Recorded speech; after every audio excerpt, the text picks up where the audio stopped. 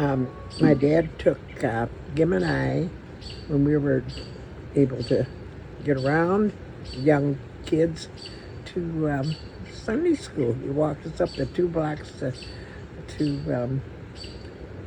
what was it called? The West Side Presbyterian, they called it at that time. And we went to Sunday school there. And as a result, all 7 of us started our religious education there. We all had good friends throughout our schooling. Most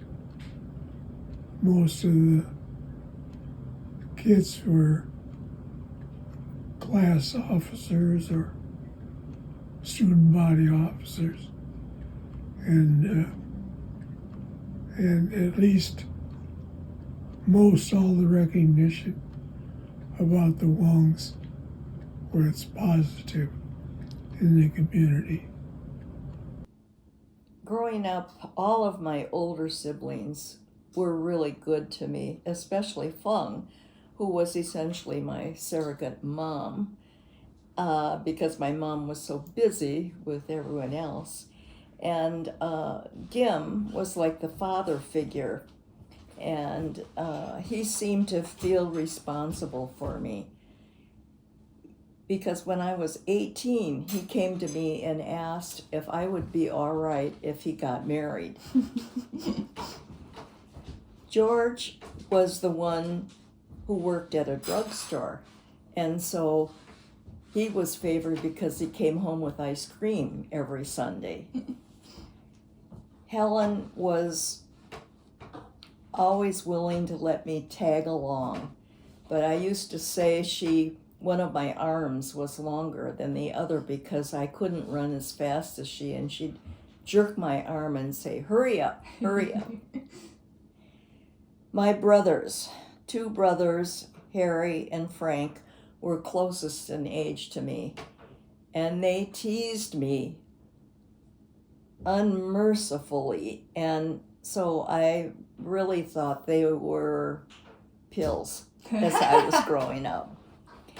Thankfully, they grew up to be wonderful men, and I became very close to them.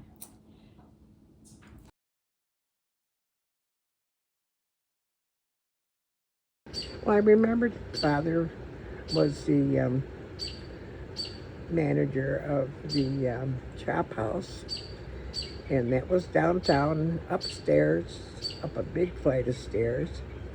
And he would take me down there once in a while when I was real small, and I remember being there and just sitting there playing games or something. But what I remember about Grandma is she just nursed one baby after another. I can remember that vividly, and all she ever done was nurse her babies, do the dishes, and wash the diapers and cook. That's all Mother did. I don't think I ever saw her sit down and relax until later years when she used to sew a lot. She loved to sew. They didn't spend time together with the children very often. They were always too busy trying to take care of us, take care of the garden, take care of the restaurant. So it was not much communal family time as I recall. The closest thing that may have been would be the daily Sunday walk to the West Side Presbyterian Church. He would take us for a ride in the car on Sunday to get ice cream. And we would all pile in, and Grandma would stay home and have a chance for quiet and relax. I have really no memories of my father because I was 17 months old when he died. But my mom was always there. It seemed like she never went anywhere, and she was just busy cooking, cleaning, doing laundry, sewing. She just was always busy and really didn't talk much because of the language barrier.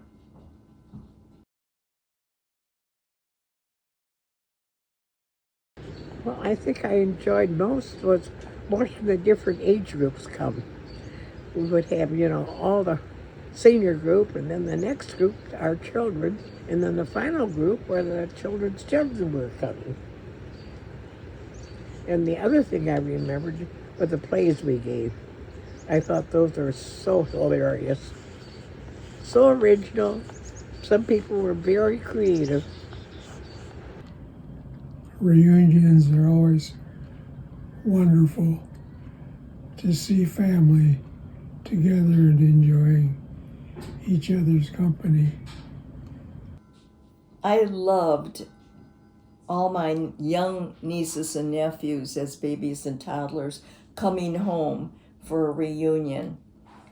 But every reunion had its something special about it, and I loved reunions. But the skits, beginning with the traveling bubblegum and its sequel, the Great Bubblegum Bust of Beloit, written and performed by Lonnie Way, Wendy Wong Derex, and Jeff Wong. Then there was the Big Box, which was a theme that my brother Frank created, where he jumped out of a big box like a jumping jack and read a poem about the legacy of the Wong family. And that was reprised by his son Tim at a later reunion with still another poem. And then there was the play, the historical play of the family that was written by Sherry Palmer and Andy Dimmick and performed by a multiple number of different kids. But that really told the whole history of the family.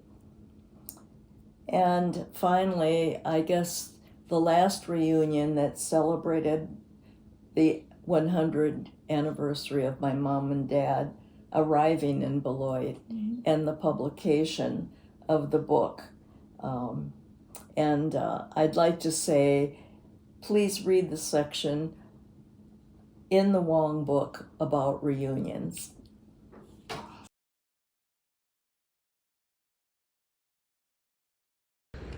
Well, life has many challenges, one after another, but just remember to be kind to everybody. The value of being educated and not to pass up any opportunities to learn.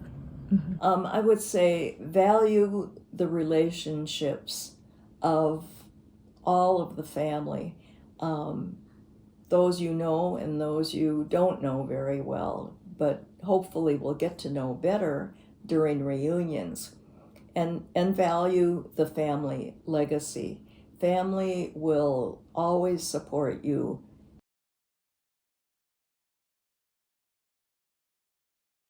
You should always be a positive contributor to the community in which you live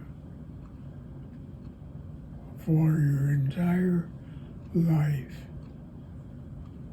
And I think most of us in this family have done that. And I'm just proud to be amongst you. I hope you're having a wonderful, wonderful time. And hopefully you'll get better acquainted with someone that you never knew before. And I hope that you will enjoy this one so much that you'll want to attend future reunions and will help